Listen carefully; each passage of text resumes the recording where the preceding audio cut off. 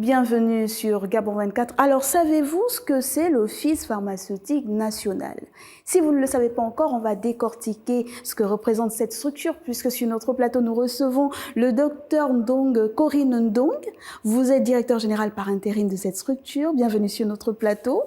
Merci, madame. Alors, la première question que nous, on a envie de vous poser pour sortir de l'amalgame, parce qu'on confond un peu tout, c'est est-ce que vous pouvez revenir sur un premier temps sur le rôle et les missions de l'Office pharmaceutique national? Merci, madame. Je vous remercie de nous donner l'occasion aujourd'hui de parler de l'Office pharmaceutique national. L'Office pharmaceutique national est la centrale d'achat de médicaments essentiels. Les médicaments essentiels qui doivent être disponibles dans les formations sanitaires publiques, c'est-à-dire les produits hospitaliers. C'est une structure qui n'existe pas seulement au Gabon, elle existe dans les différents pays de l'Afrique francophone. Le but était justement de sécuriser l'approvisionnement des médicaments dans les formations sanitaires publiques. Notre mission, comme je vous l'ai dit, est d'approvisionner les formations sanitaires publiques. Pour ce qui est de notre rôle, l'Office pharmaceutique national joue un rôle important, sinon un rôle fondamental dans la prise en charge des malades. Parce qu'aucune prise en charge ne peut se faire s'il n'y a pas de médicaments. Voilà notre rôle fondamental dans le système de santé publique au Gabon. Dans votre vocabulaire, on sent tout de suite la spécialiste que vous êtes, mais nous, on ne comprend pas c'est quoi les médicaments essentiels. Le médicament essentiel est un médicament qui permet, et c'est déjà un concept de l'OMS, l'Organisation mondiale de la santé, qui définit le médicament essentiel comme le médicament qui permet de répondre aux pathologies les plus courantes dans un pays. C'est comme cela que l'on définit un médicament essentiel. Très bien. Alors, vous vous chargez de la distribution, de la redistribution des médicaments. Et puis, il y a quand même la question de la fiabilité de ces médicaments. Comment est-ce que vous vérifiez tout cela ? Aujourd'hui, la fiabilité des médicaments disponibles par l'Office pharmaceutique national ne souffre d'aucun doute parce que tout simplement, nous respectons la réglementation en vigueur. Toute entrée de médicaments sur le territoire national doit avoir une autorisation de mise sur le marché. Et en dépit d'avoir une autorisation de mise sur le marché, il doit disposer d'une autorisation spéciale d'importation. Nous respectons toutes les procédures mises en place par la réglementation qui est incarnée par l'Agence du médicament. Donc nous n'avons aucun problème, mais il y a même une grande avancée car aujourd'hui un laboratoire de contrôle qualité est en train d'être mis en place, c'est-à-dire tous les produits qui rentreront sur le territoire national seront systématiquement contrôlés par l'Agence du médicament. Nous sommes toujours dans notre démarche pédagogique et vraiment pour bien comprendre, on sait qu'il y a Pharma Gabon et Ubi Pharma. C'est quoi la différence entre les deux organes ? Entre Ubipharm et Pharma Gabon, il n'y a pas de différence parce que les deux, ce sont des grossistes privés qui approvisionnent les pharmacies de ville. Ce qui est différent avec l'Office pharmaceutique national, qui est la centrale d'achat de médicaments du secteur public. C'est la centrale d'achat de l'État. Donc, toute la différence est à ce niveau et c'est clairement défini dans la politique pharmaceutique nationale, les deux circuits de distribution de médicaments sur le territoire gabonais. Alors, docteur Corinne, donc, pendant plusieurs années, la gestion de l'Office a été critiquée par une certaine opinion. Elle lui reprochait de ne pas pouvoir répondre à la demande en médicaments. Qu'avez-vous à répondre à cela ? Nous partions de ce contexte, d'où la réforme. Effectivement, il y avait cette situation de faible disponibilité de médicaments sur l'ensemble du territoire national, et je vais vous le dire, qui était de 10 à 20%. Mais aujourd'hui, avec la réforme entreprise, avec la volonté des plus hautes autorités de ce pays, nous pouvons dire qu'il y a une amélioration à cela. Le principal problème, c'est que nous avions une seule source d'approvisionnement, qui était le budget de l'État. La deuxième problématique était purement celle du système d'information. car nous n'avions pas un retour de l'information sur la réelle demande au niveau des formations sanitaires. Et du coup, il y avait une inadéquation entre les produits que nous achetions et la demande sur le marché national. Et tout cela est en train d'être revu dans le cadre de la réforme et des réalisations qui sont faites dans le cadre de la réforme. D'accord, vous faites bien de parler de cette réforme parce que c'était notre prochaine question. Il y a eu des réformes qui ont conduit à la restructuration de l'Office pharmaceutique national. Qu'est-ce qui a changé concrètement ? Beaucoup de choses ont changé avec la réforme de l'Office pharmaceutique national. Le premier changement a été opéré dans un cadre juridique, c'est-à-dire l'Office a vu cette mutation d'établissement public à caractère industriel et commercial vers une société d'État. Et cela a été tout de suite marqué par la publication d'une loi en 2021 qui transforme l'office EPIC en office société d'État. Le deuxième acte juridique qui a été posé, c'est la publication du décret qui approuve les statuts de l'office. Et dans ces nouveaux statuts, il y a eu pas mal de changements.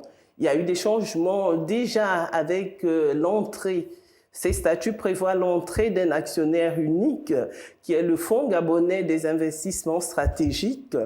Il y a eu des changements sur le plan organisationnel, avec la création de nouvelles directions, qui étaient importantes pour le fonctionnement.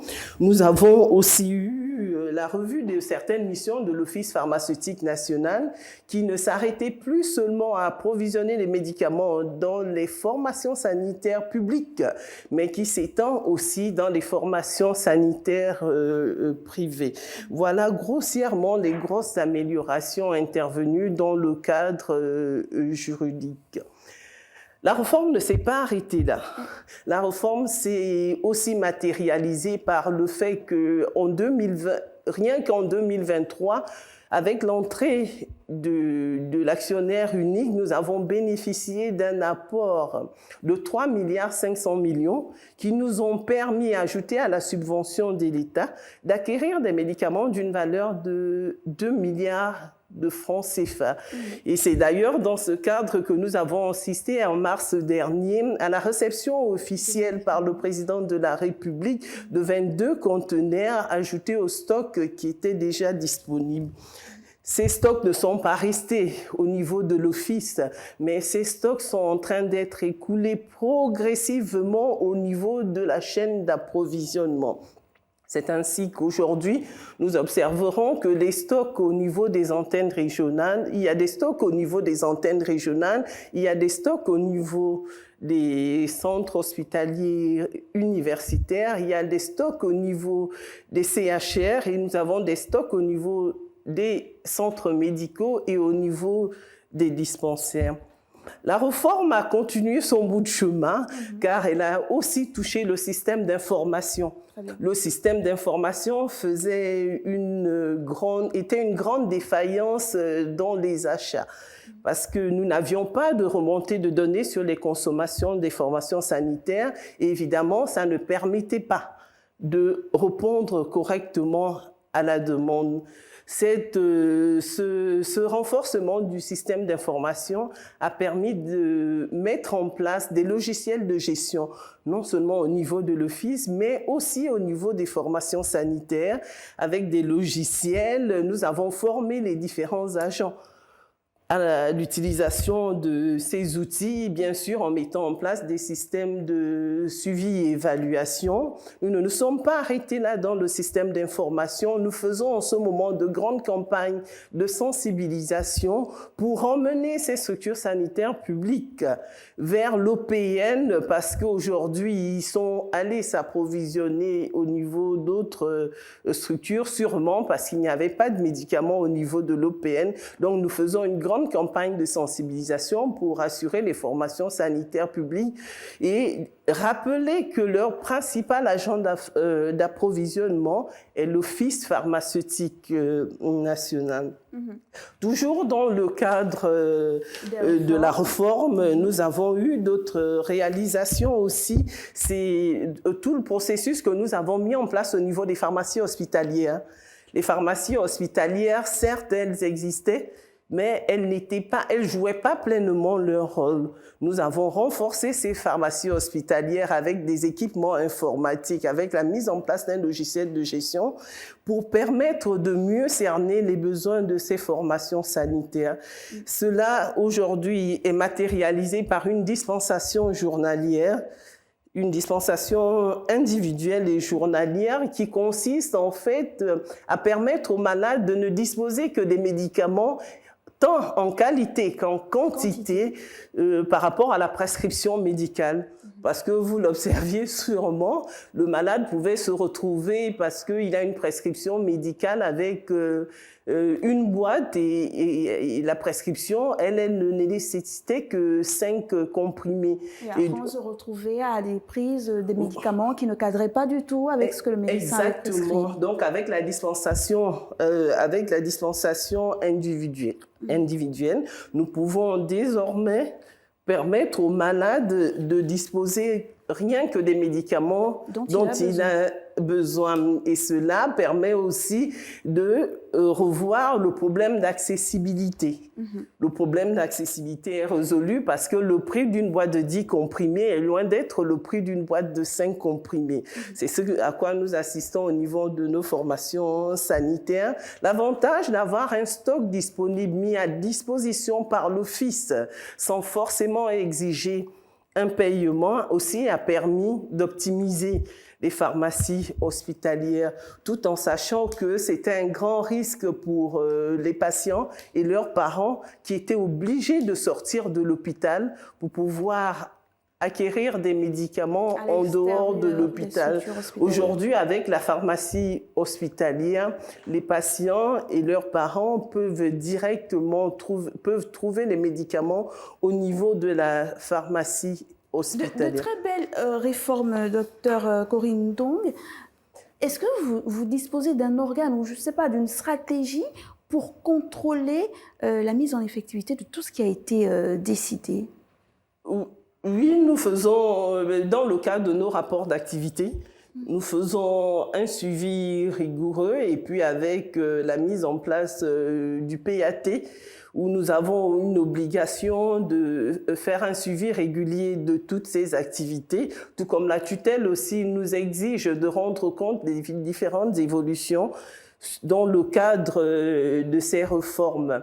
L'aspect important aussi des réformes, j'ai failli l'oublier, qui est très important, c'est que les formations sanitaires venaient régulièrement au niveau de Libreville pour s'approvisionner en médicaments. Mais il y a des innovations. Le fait que nous mettions au niveau des régions sanitaires, je peux vous dire qu'aujourd'hui, dans les 5 antennes régionales qui ont été réhabilitées parmi les 9, les 4 autres sont en cours de réhabilitation. Nous avons un stock d'environ 1,2 milliard.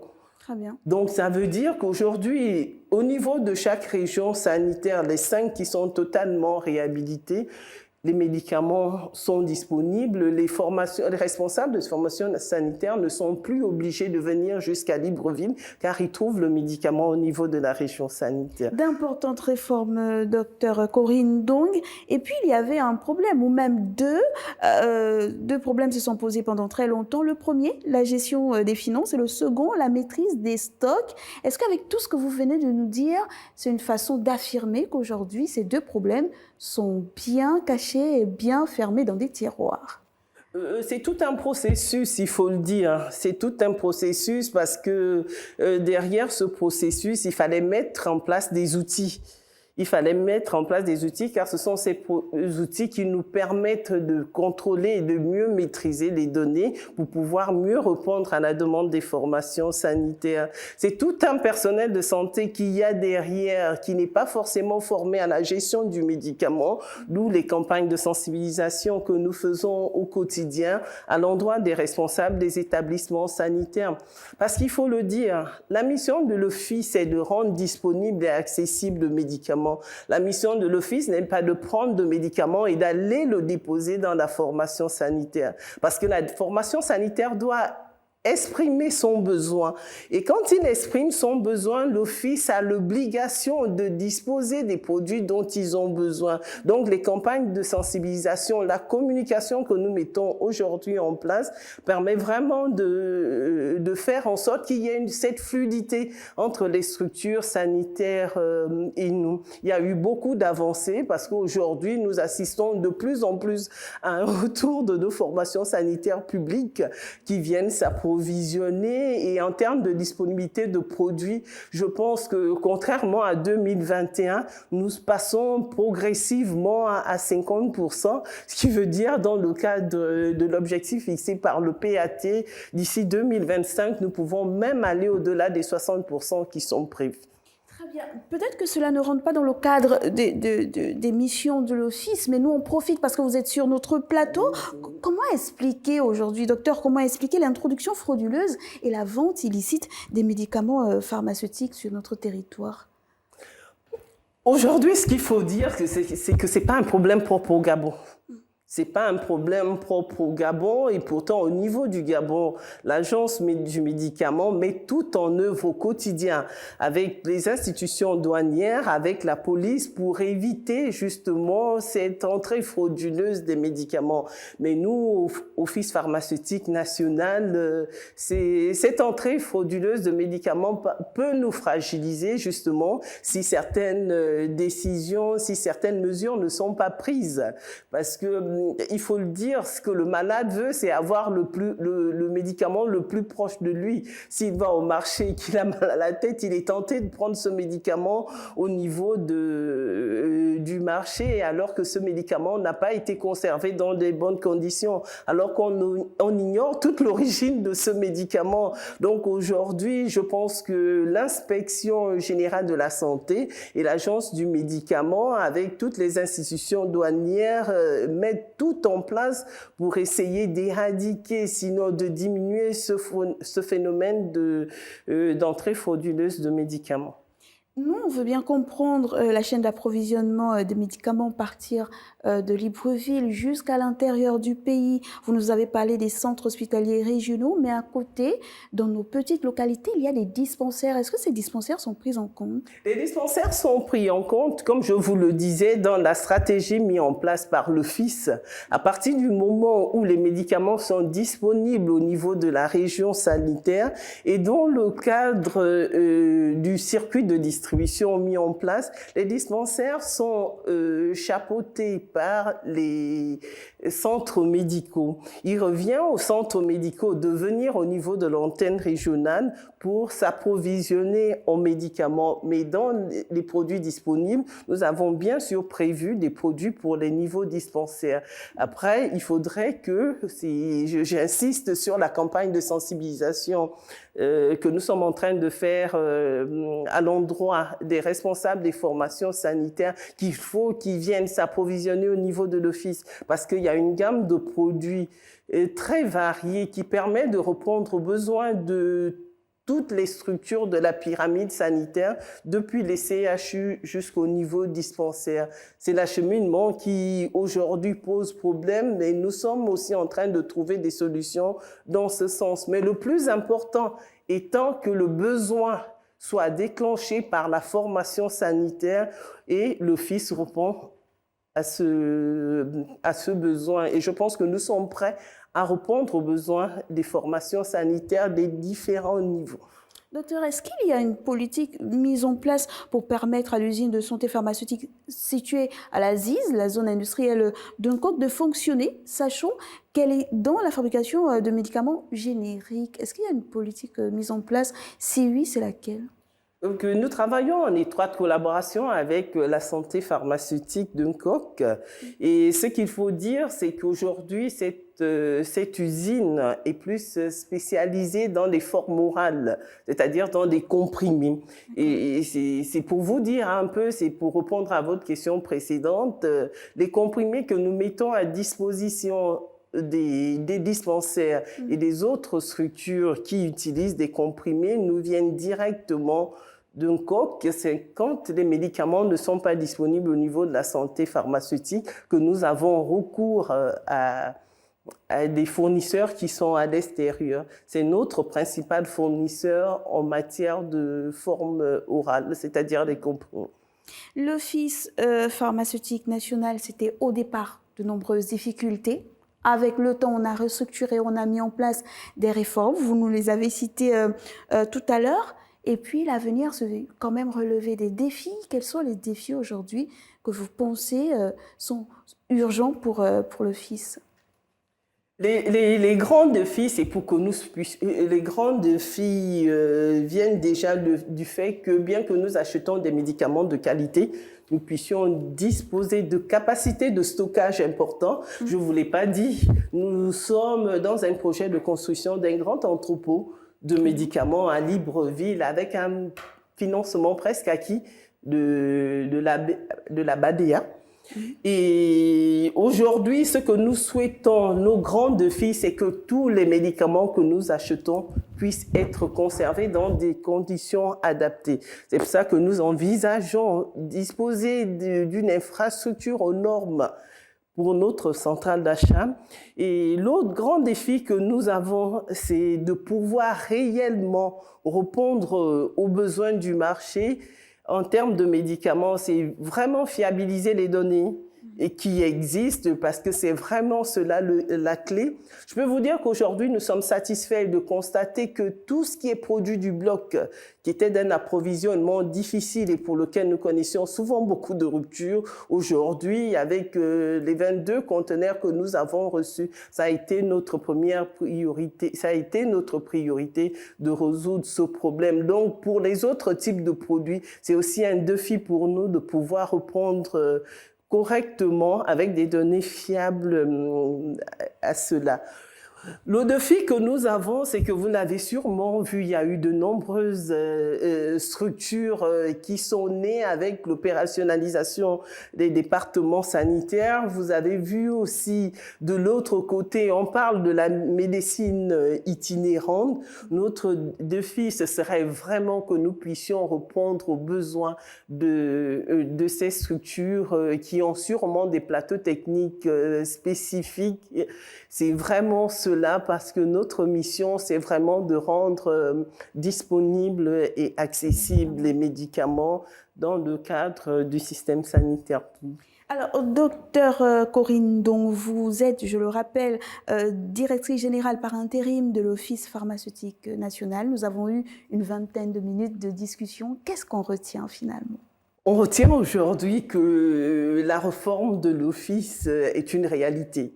Il suffit déjà au niveau de Libreville d'aller dans les structures sanitaires, les grandes structures sanitaires qui sont les CHU, qui sont les CHR pour constater la présence non seulement de l'Office pour accompagner les pharmacies hospitalières, mais aussi aujourd'hui, nous pensons que nous avons atteint les objectifs qui nous ont été fixés par les plus hautes autorités de ce pays. C'est tout un processus, tout ne sera pas fait en un jour. Mais je pense qu'aujourd'hui, pour avoir fait un état de lieu fiable, nous sommes en train de répondre quand même aux besoins des populations pour qu'ils puissent disposer de médicaments le plus proche d'eux. Merci beaucoup, docteur Corinne Ndong. Je rappelle, comme je le disais tantôt, vous êtes directrice générale par intérim de l'Office pharmaceutique national. Nous vous avons reçu pour faire un zoom sur cet office, savoir comment il fonctionne et tout ce qu'il apporte aux Gabonais, parce qu'on en a besoin. Le premier investissement pour une population, c'est sa santé. Et ça, les autorités gabonaises le savent. Merci de nous avoir suivis. Restez sur Gabon 24. Je vous dis modestement au revoir.